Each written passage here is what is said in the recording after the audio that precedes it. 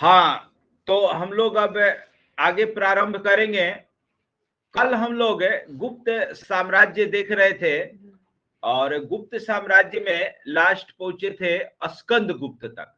स्कंद गुप्त के विषय में थोड़ी सी अन्य जानकारियां हैं, उसको लिखिए, आप लोग लिखिए कि स्कंद गुप्त ने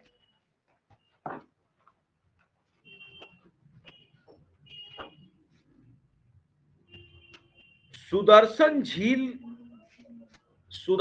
झील, ये बड़ा फेमस है, गुजरात में है, के पुनरुद्धार या सुदर्शन झील का पुनरुद्धार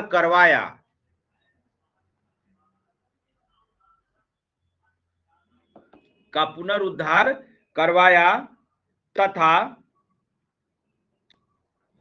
झील के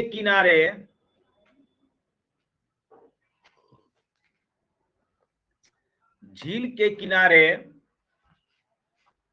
एक विष्णु मंदिर का निर्माण करवाया था। और ऐसा कहा जाता है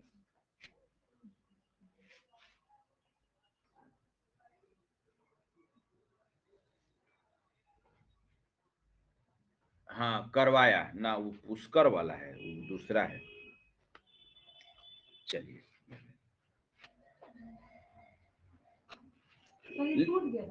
हाँ हाँ हाँ हाँ, लिखिए। चीनी यात्री, देखो चीनी यात्री से क्वेश्चन पूछ रहा है ना, लिख लीजिए चीनी यात्री। हालांकि तुम लोगों से जो एग्जाम में पूछेगा, फाहियान पूछेगा, वेनसांग पूछेगा, अब मेगास्तनीज पूछेगा, यही तीन में से कोई पूछेगा। इसके अलावा अन्य भी यात्री आए थे, वो लिखवा दे रहे हैं कि बार बार तो तैयारी करना नहीं है, एक बार तैयारी करना है। अब ऐसा थोड़ा है कि तू लोग अब बीपीएससी पढ़ने हमारे पास दोबारा होगी, जरूरत ही नहीं पड़ेगा, इसी से हो जाएगा तुम लोगों का। लिखिए कि चीनी यात्री शुंग यू ने कॉमा जिसने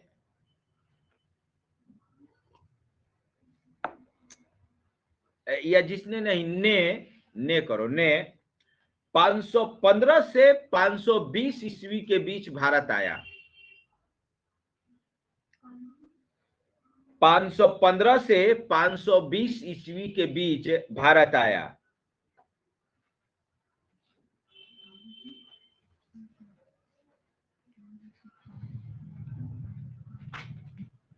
ठीक है, लिखिए। इसने हूण शासकों के विषय में जानकारी दी है। लिखिए, इसने बताया है कि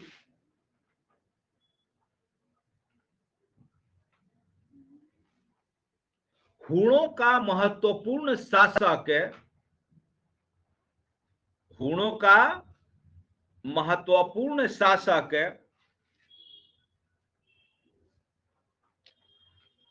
तोरामन था। महत्वपूर्ण शासक तोरामन का, मान लीजिए एग्जाम में पूछ देगा कि तोरामन कौन था, तो हूण शासक, बस इतने याद रखना है, नाम याद रहेगा बन जाएगा। तोरामन था। लिखिए, इसका भारत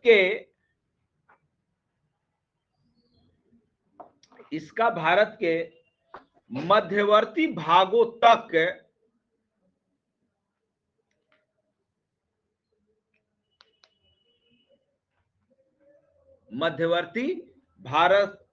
अधिकार था।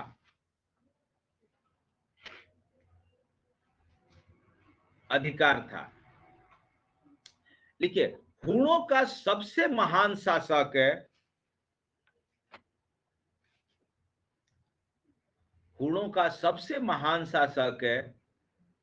मिहिर कुल था। इसका नाम आता है बहुत ज्यादा, मिहिर कुल का। एग्जाम में न तो रामन को नहीं पूछेगा, मिहिर कुल को पूछेगा। ये बहुत काम किया है इंडिया में, ये इंडिया में बाद में आ गया था लोग। मिहिर कुल था। लिखिए, इसके विषय में जानकारी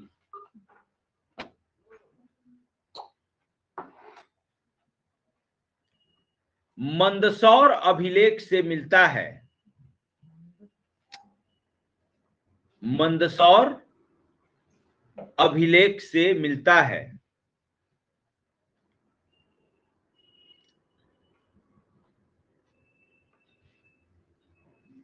चलिए, ये हो गया आपका गुप्त। अब हेडिंग दीजिए गुप्तकालीन शासन व्यवस्था। थोड़ा थोड़ा गुप्त चूंकि महत्वपूर्ण थे इसलिए गुप्तकालीन शासन व्यवस्था। अच्छा अच्छा अच्छा अच्छा, रुकिए। अच्छा, गुप्तकालीन शासन व्यवस्था पर अभी तक कल ये इनका हम लोग गुप्त वाला सब पेज नंबर 4 पूरा नहीं देख पाए थे, अभी इसमें देखना था। तो शासन व्यवस्था केवल लिख लीजिए। लिखिए, गुप्त प्रशासन, गुप्तकालीन शासन व्यवस्था में नीचे से लिखिए, उसमें लिख लीजिए। लिखिए, गुप्त प्रशासन राजतंत्रात्मक व्यवस्था पर आधारित था।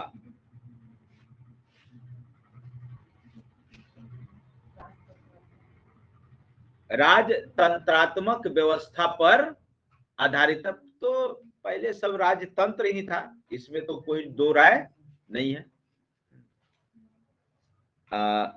चलिए, अब आ जाइए आप लोग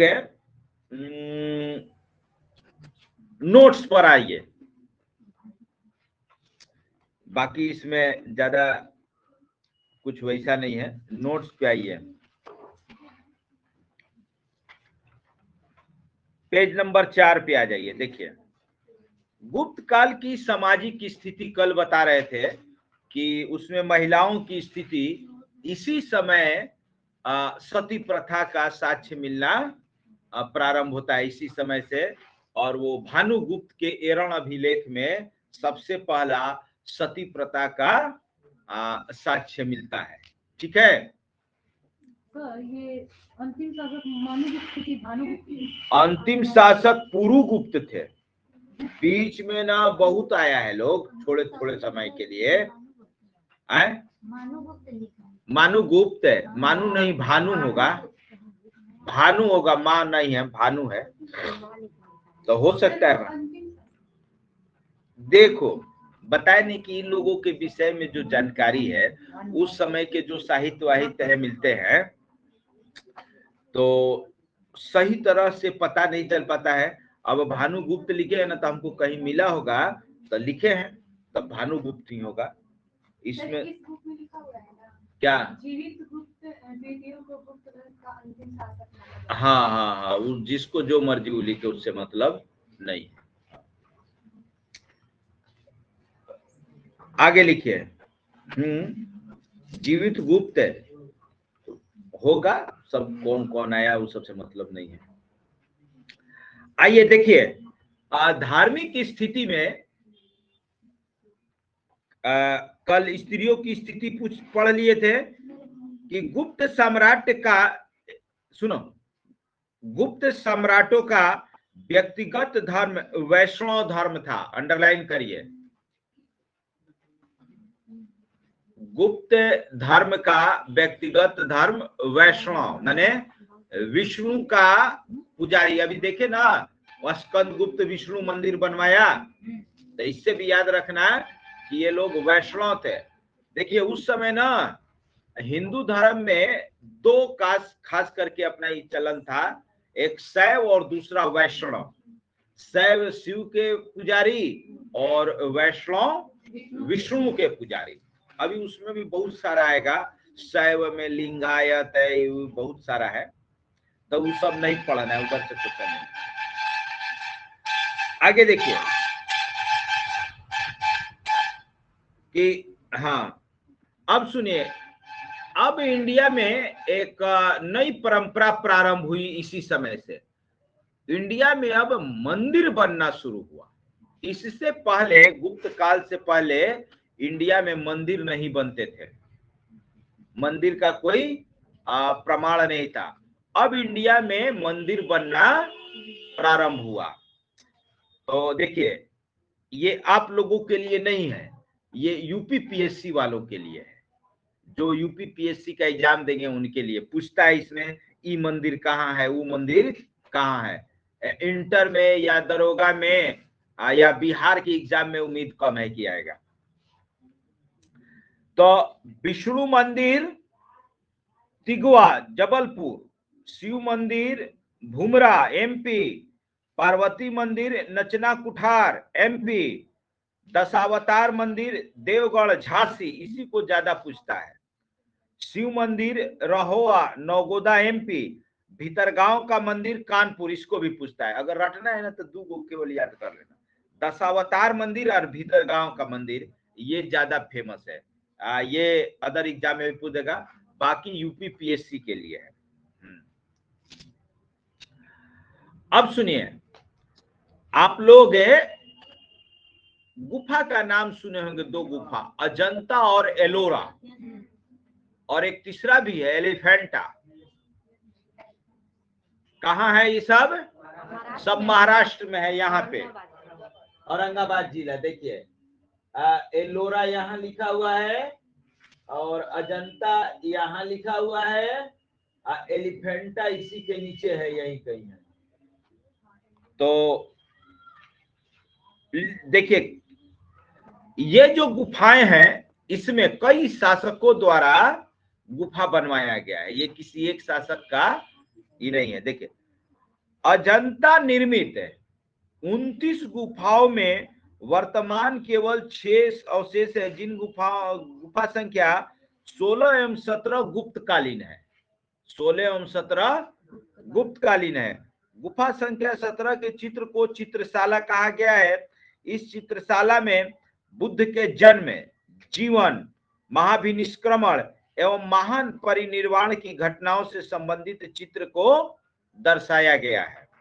तो उसमें अब देखिए, गुफा नंबर जो 16-17 है गुप्तकालीन है। इसका मतलब कि उसका निर्माण गुप्त काल से पहले हुआ है?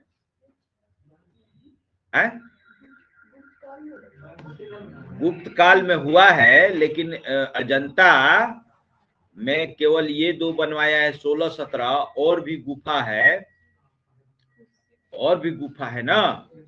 तो पहले भी बना होगा, बाद में भी बना है, राष्ट्रकूट के समय ज्यादा बना है, उसके बाद ये सब बन गया होगा अशोक के समय ही। मेन ये गुफा जो था बौद्ध भिक्षुओं के लिए था। अजंता गुफा दिखला है, देखिए,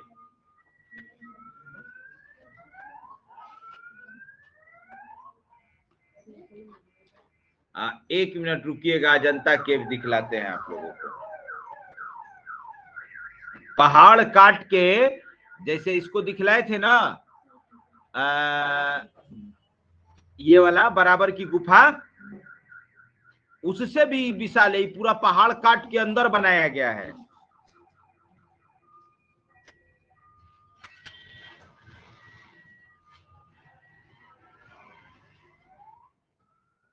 अजंता केव पूरा पहाड़ काट के उसके अंदर बनाया गया है।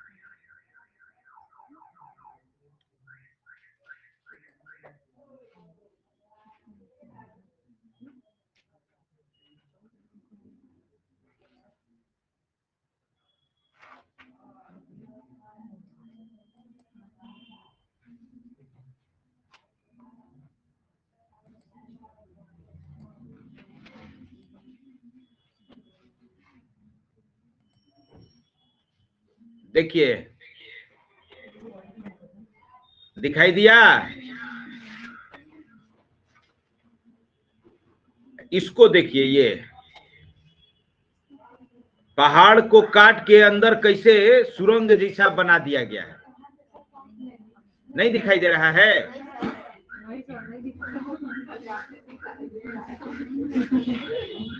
कैसा दिखाई दे रहा है स्क्रीन देखे? नहीं दिख रहा है सर।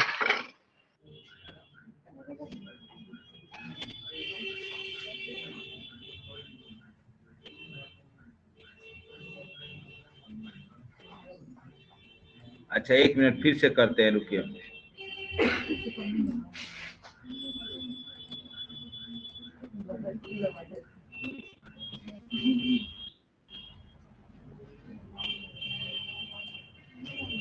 अब दिखाई दिया?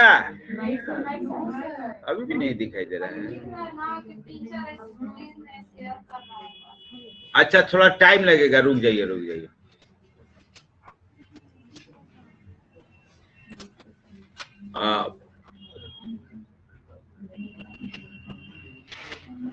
अब कैसा दिखा रहा है देखें? अच्छा रुकिए फिर से कर रहे हैं।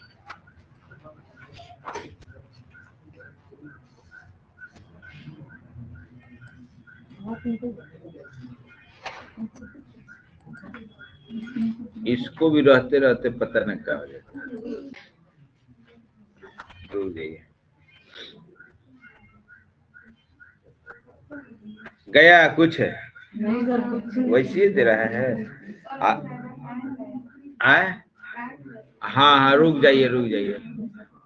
लेकिन पहले तो तुरंत हो जाता था।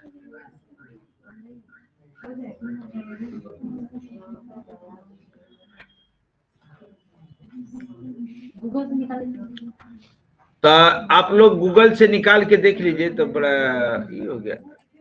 अच्छा रुको रुको, तो दूसरा सिस्टम से करते हैं। रुक जाओ हटा।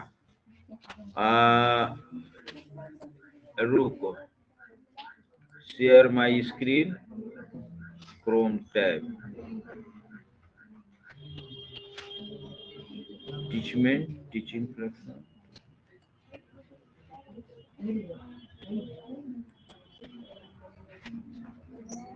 अरे अरे अरे अरे ठीक है देखा। हाँ हाँ वही वाला है वही वाला है।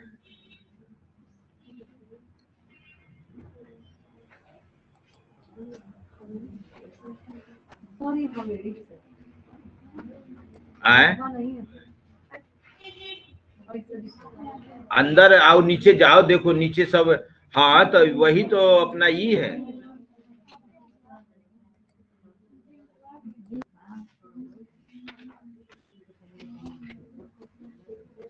गूगल के अंदर ये सब है। हाँ हाँ हाँ हाँ हाँ।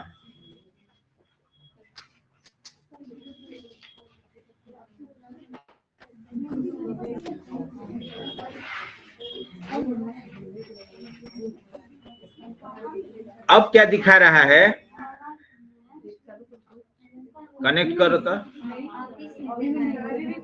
दिख रहा है वैसा सर। ही दिख रहा है। आप ही दिख रहे हैं सिर्फ। नाश्ता भी नहीं किया है। वैसा ही दिख रहा है ना।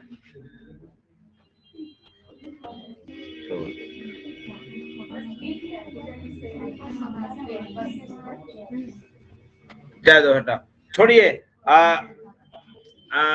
लगता है सिस्टम में कोई खराबी हो गई है, रहते रहते भी हाँ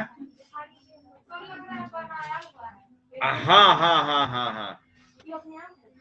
नहीं, सब खोद के उस समय के कारीगर बनाए। आप लोग ना सर्च करके उसको देख लीजिएगा।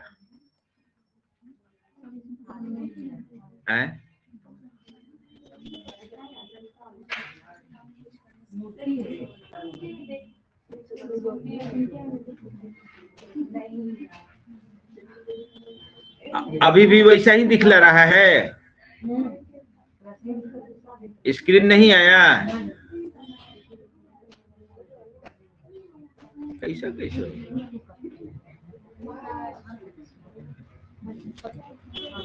तो चलिए आइए, छोड़िए, तब नहीं दिखला रहा है तो आप लोग अजंता केव गूगल पर सर्च करेंगे तो सब दिखलाएगा। यही ना है मशीन पे भरोसा, नहीं कर सकता है आदमी, कभी धोखा दे दे रहा है, कोई ठीक नहीं। आइए देखिए,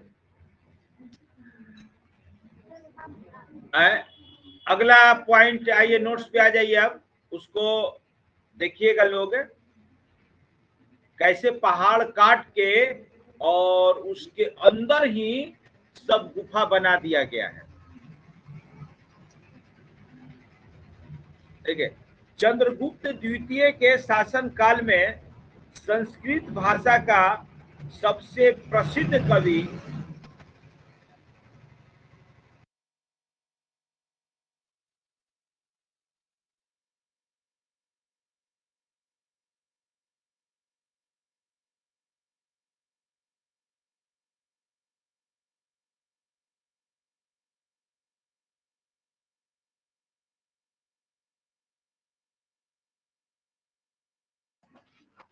सुनिए कि चंद्रगुप्त द्वितीय के शासन काल में संस्कृत भाषा का सबसे प्रसिद्ध कवि कालिदास तथा आयुर्वेदाचार्य धन्वंतरी थे। तो इस समय जो मेन भाषा थी ऑफिशियल, वो क्या थी? संस्कृत। और संस्कृत के सबसे बड़े विद्वान कौन थे? कालिदास। और आयुर्वेदाचार्य कौन थे? धन्वंतरी। और सुनिए, आपको एक बताते हैं, इंडिया में पहले आप देखते थे कि जो डॉक्टर होते थे उनका सिंबल ऐसे था, प्लस वाला लाल बनाता था ना, अब नहीं बनाता है, लोग मना हो गया। कौन मना कर दिया? इसको कहते हैं रेड क्रॉस। रेड क्रॉस एक सोसाइटी है, रेड क्रॉस एक सोसाइटी है फ्रांस में। जो डॉक्टर उसका मेंबर है वही अपने गाड़ी पे या इस पे ये सिंबल यूज करेगा, सभी नहीं, मना कर दिया। पहले सब लोग लगाता था। तो ये सेकेंड वर्ल्ड वॉर के समय ये सोसाइटी लोगों का बहुत हेल्प किया था, युद्ध में जो घायल हो रहे थे, ये हो रहे थे, तो तभी से इसका बड़ा नाम था। और तभी से सब लोग ये प्लस वाला चिन्ह यूज करना शुरू किए। अब देखते होंगे कि जो भारत के डॉक्टर हैं उनके विजिटिंग कार्ड पर या इस सब पर ऐसा सिंबल बनता है, एक पेड़ है और उस पर सांप लिपटा हुआ है, देखते हैं? डॉक्टर का स्लिप हो, डॉक्टर का विजिटिंग कार्ड हो, डॉक्टर का वो जो पेपर देता है उस पर हो, देखना एक पेड़ रहेगा, उस पर दो सांप लिपटा रहेगा। क्या हो, कैसा बनवाए हैं पापा? बनवाइए नहीं किया। सर धन्वंतरी क्या होता है? धन्वंतरी आयुर्वेदाचार्य है, एक व्यक्ति है। तो ये सिंबल उन्हीं का है, धन्वंतरी का। हाँ, ये सिंबल धन्वंतरी का ही है। तो अब सब डॉक्टर यूज करते हैं इसी को। कोई डॉक्टर का पेपर नहीं है, कहीं जाके देखना कोई कार्ड वार्ड होगा ना, है? दिखाएगा। चलिए, तो ये हो गए धन्वंतरी। याद रखिएगा, धन्वंतरी किसके दरबार में थे, कब थे? गुप्त काल में, चंद्रगुप्त विक्रमादित्य द्वितीय। अब देखिए, गुप्त काल के प्रमुख विद्वान नवरत्न बताए थे ना, हाँ, सबका नाम याद रखे रहिएगा, एग्जाम में पूछेगा कि ये किसके काल में थे। तो गुप्त में देखिए, हरिशेन, शाह, वत्सभट्टी, वाशुल, कालिदास। बाकी का तो काम नहीं है। कालिदास के जो पुस्तक का नाम लिखे हैं वो सब रट जाइएगा, टिक कर लीजिए, आ सकता है एग्जाम में, आता भी है। ऋतु संहार, मेघदूत, कुमार संभव, रघुवंश, ये तो कम है, अभी और है। कालिदास बहुत बड़े नाट्यकार भी थे, साहित्यकार भी थे, बहुत नाटक लिखे हैं। अभिज्ञान शाकुंतलम के लिखा है? कालिदास। तो अभिज्ञान शाकुंतलम में ही ना वो कहानी है, वो रोहितेश्वर का कौन राजा थे? हाँ, और उसी में ना वो बेटा, तुम लोग नहीं पढ़ी हो? 5वां या 6ठा क्लास में पढ़ाया जाता था। हरिश्चंद्र का है, रोहित वाला। हाँ हाँ हाँ हाँ, रोहित वाला, अभिज्ञान शकुंतलम में। अच्छा देखिए, नीचे लिखा हुआ है इनका प्रमुख नाटक है मालविकाग्निमित्रम, विक्रमांक वर्षियम, अभिज्ञान शकुंतलम, ये सब नाटक था इनका।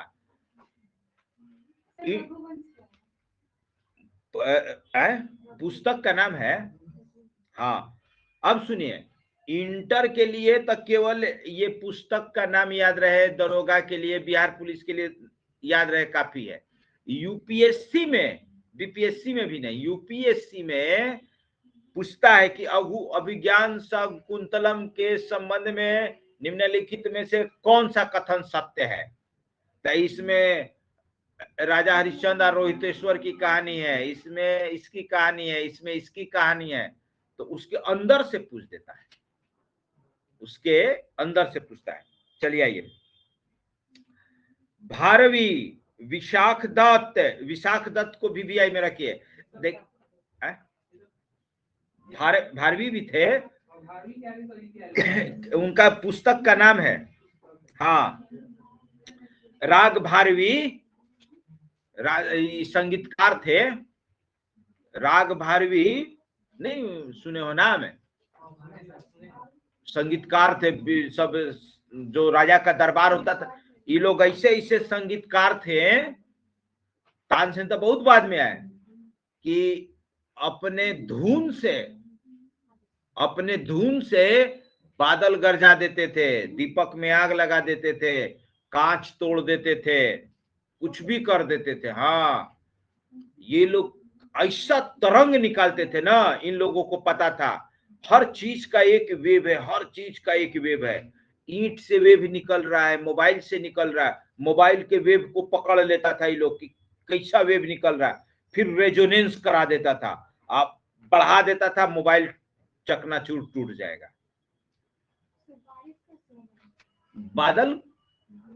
बादल का अपना तरंग है, सब इन लोगों को पता था। ये लोग अब तो जो गीतकार है, अब जो है वो गीत नहीं गा रहा है, वो अपने से दोहा लिख के, हम मोबाइल है ही, चिल्लाना शुरू करके या यूट्यूब पर डाल दे रहा है। गा नहीं रहा है, चिल्ला रहा है। और एक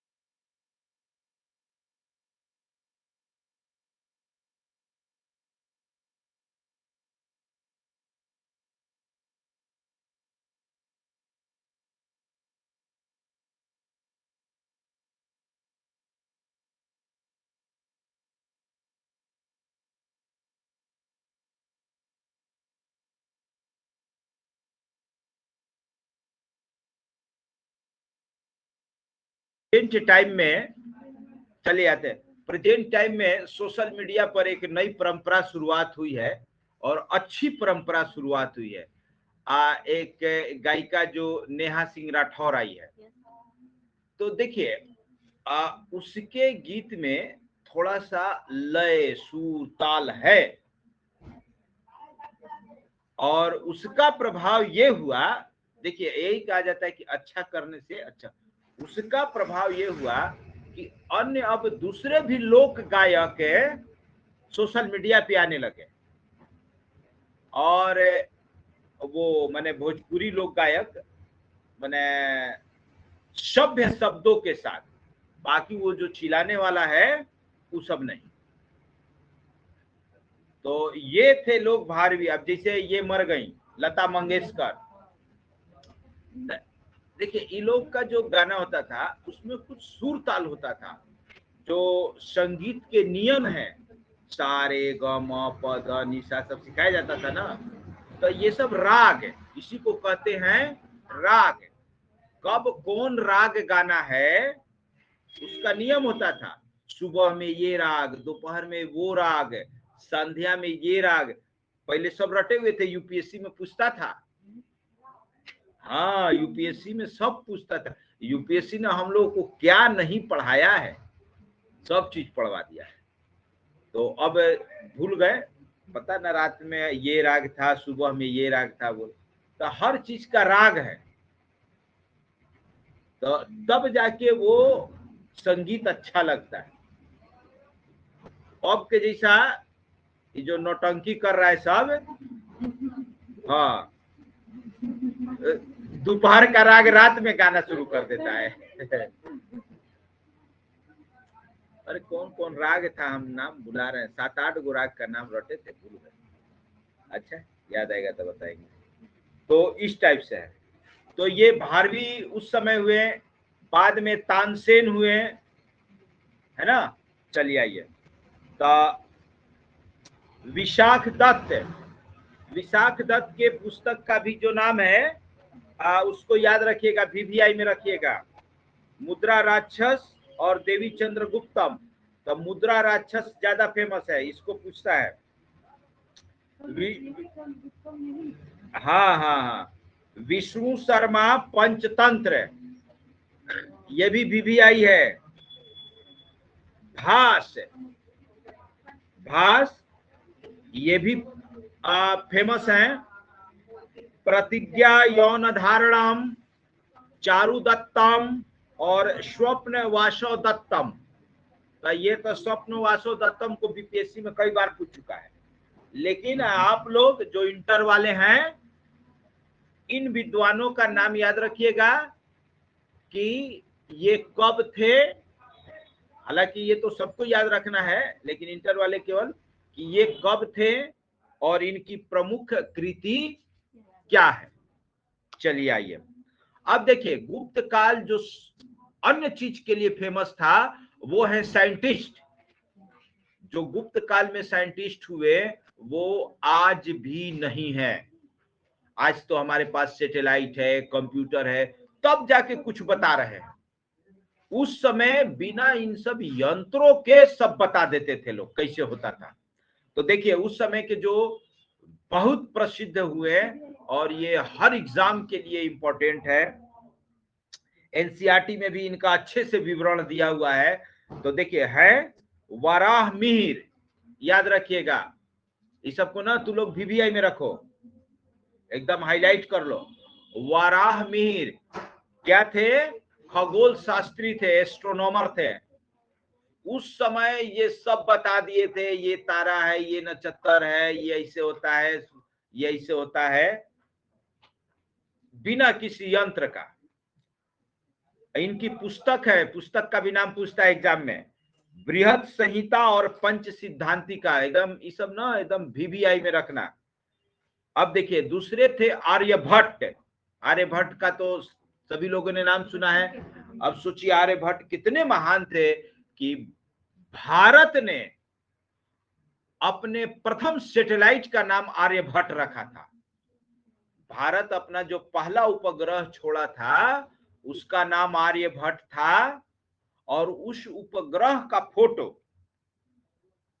5 रुपया या कौन रुपया के नोट पर पहले छपता था। आर्यभट्ट सैटेलाइट का इमेज देख लो, अब दिखता रहा है, नोट पर छपता था, उन्हीं के नाम पर ये आर्यभट्ट पड़ा। आर्यभट्ट सैटेलाइट क्लिक करो ना, ऐसे बना के गोल है, और उसमें ऐसे ऐसे याद आ जाएगा तू लोग को। वो रुपया पर भी छपता था, 5 रुपया। 5 पर है ना, हाँ कह रहे कि किसी पर छपता था।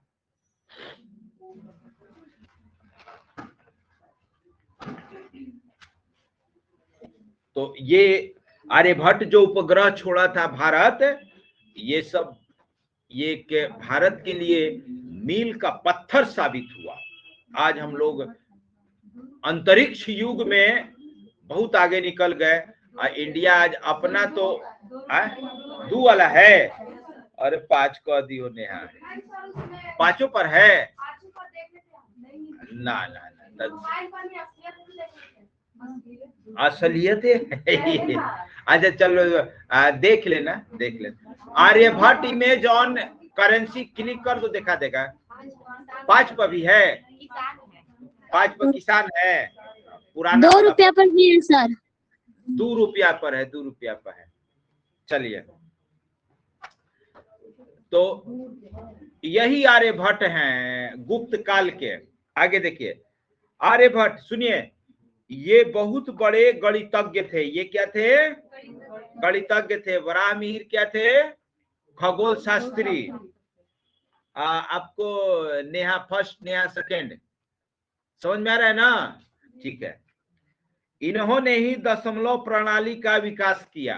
सोचो, मैथ की शुरुआत ये लोग किए, हम ही लोग को पीछे ढकेल दिया। कहता है कि वेस्टर्न कल्चर डेवलप कल्चर है, ईस्टर्न कल्चर हम लोग पिछड़े हुए हैं। अरे जो हमारे पुरखों ने कर दिया है, आज उस पर पूरे यूरोप की बुनियाद खड़ी है ना। अगर आर्यभट्ट होते, वराहमिहिर होते, तो आज दुनिया यहाँ नहीं पहुंचता ना। शून्य भी भारत में आया, और दशमलव प्रणाली भी बार मैथे नहीं आता। सोच लो, काउंटिंग कैसे होता पता नहीं। तो इस सब की शुरुआत हमारे विद्वानों ने, आर्यभट्ट ने किया।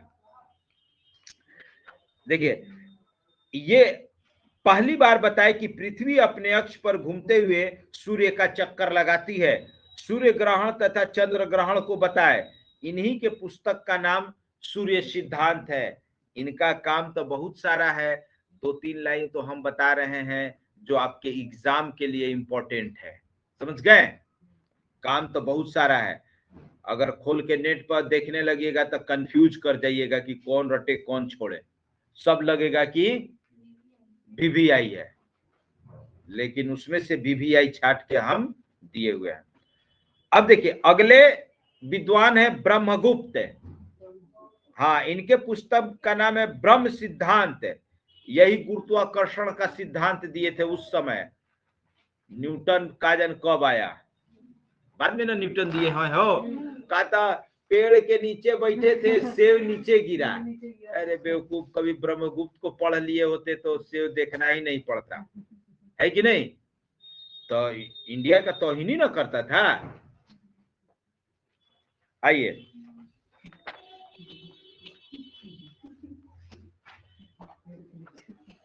हाँ कहता है पेड़ के नीचे तो सेब नीचे गिरा, कैसे गिरा? अरे इतने अकल रहता तो तुम ब्रह्मगुप्त को पढ़ लेते, तुम्हारा सारा प्रॉब्लम सॉल्व हो जाता है। और कुछ आगे हम लोग पढ़े रहते। तो किसी को कमजोर नहीं समझना चाहिए। तब पहले से मानसिकता, अरे भारतीय सब क्या करेगा।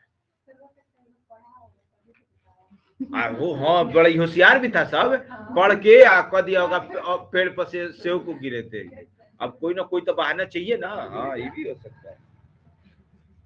सब कहीं से भी पहले सब ग्रंथ व्रंथ चुराता था, हड़प लेता था।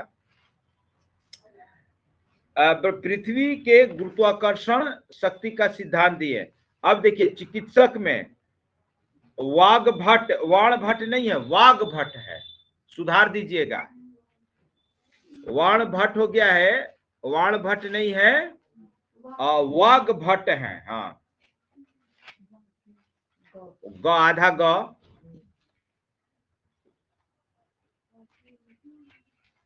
अरे जब हम तैयारी करते थे ना, तो हम लोग को तो ऐसा कोई बताने वाला नहीं ना था। बड़ी मेहनत से ये सब खोज खोज के इकट्ठा किया आदमी, समझा कि ऐसे ऐसे, तब पास होना शुरू हुआ। ना तो हम लोग भी जहे तहे से जो मिल गया वही रट लेते थे, सिस्टमेटिक नहीं। अभी सब ना, तो लोगों का एकदम सिस्टमेटिक जा रहा है। कहीं क्रोनोलॉजी से कोई भी क्वेश्चन पूछेगा तो लोगों का गलती नहीं होगा, कौन नया है पुराना है, भाई लाइन से पढ़ी हो, जो पहले पढ़ी हो पुराना, जो बाद में पढ़ी हो नया, है कि नहीं। आइए, चिकित्सक में थे वाघभट्ट, इन्होंने आयुर्वेद के प्रसिद्ध ग्रंथ अष्टांग हृदय की रचना की, भी बीबीआई में रखी है। पूछेगा अष्टांग हृदय किससे संबंधित है, तो आयुर्वेद ग्रंथ है। आज जितना भी आयुर्वेद अपना ये सब करता है, ये सब इसी ग्रंथ से सबका इलाज हो रहा है। ठीक है, चलिए ये तो हो गए। हाँ, अब आई लास्ट धन्वंतरी, ये शल्य चिकित्सक थे। शल्य चिकित्सक, सोचिए इनके पुस्तक में एक और थे ना शल्य हो, चरक संहिता, एगो सुश्रुत भी है। सुश्रुत किसके दरबार में थे, पहले थे ना।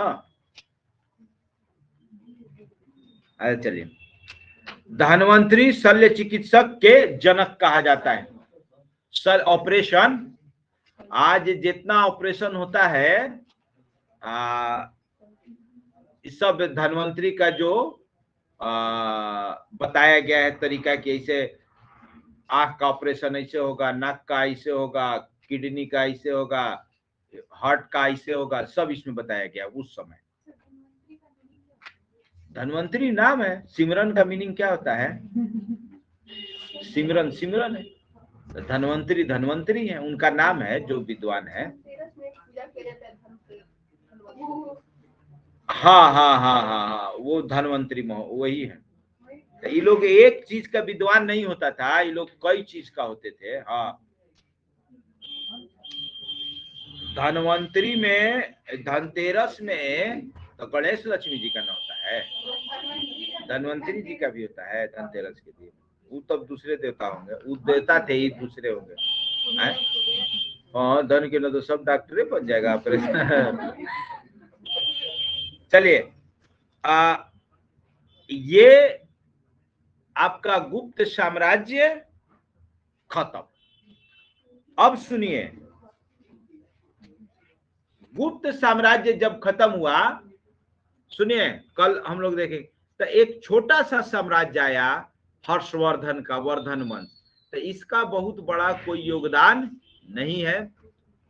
अब सुनिए, अब ये खत्म करने के बाद हम लोग देखेंगे कि हड़प्पा तो छोड़ दीजिए, मौर्य साम्राज्य से, मगध साम्राज्य से लेकर गुप्त साम्राज्य तक, मगध साम्राज्य से लेकर गुप्त साम्राज्य तक कैसे कैसे डेवलपमेंट हुआ, साहित्य में, विज्ञान में, स्थापत्य में।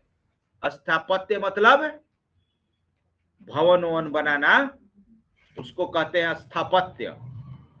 तो स्थापत्य का नमूना अशोक के काल में मिलता है, बड़ी बड़ी हवेलियां पटना में बनाई गई थी, अभी भी है सब उस समय का किला और दुर्ग। स्थापत्य में तुम्हारा ये जो अजंता केव दिखला है, अजंता केव, एलोरा केव, ये सब जो केव है, काट काट के कोई भी चीज बनाया गया है, यह स्थापत्य हो गया। मध्यकाल में ये तुम्हारा शेर शाह का रौजा हो गया, ताजमहल, लाल किला, ये सब स्थापत्य है। मंदिर जितना है सब, मतलब जो कंस्ट्रक्शन करके बनाया गया है वो सब स्थापत्य है। तो यहां से देखेंगे कि क्या क्या प्रश्न आ सकता है ना। तो हम लोगों का इस सप्ताह मध्यकालीन भारत समाप्त, मध्यकालीन कर रहे हैं, प्राचीन भारत समाप्त हो जाएगा, और तब हम लोग आएंगे मध्यकालीन भारत में। मध्यकालीन भारत स्टार्ट होगा पाल प्रतिहार राष्ट्रकूट से, उसके बाद महमूद गजनी, मोहम्मद गोरी, गुलाम वंश, लास्ट इब्राहिम लोदी तक सल्तनत काल, और सल्तनत काल के बाद फिर बाबर से स्टार्ट हो जाएगा मुगल काल, और चलेंगे औरंगजेब तक। तो उधर भी देखेंगे कि कौन कौन शासक आए और उनका इतिहास में क्या महत्वपूर्ण योगदान था। तो चलिए आज की सभा समाप्त करते हैं।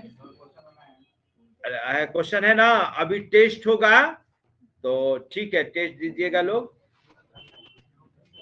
आज की सभा यहीं समाप्त की जा रही है। धन्यवाद।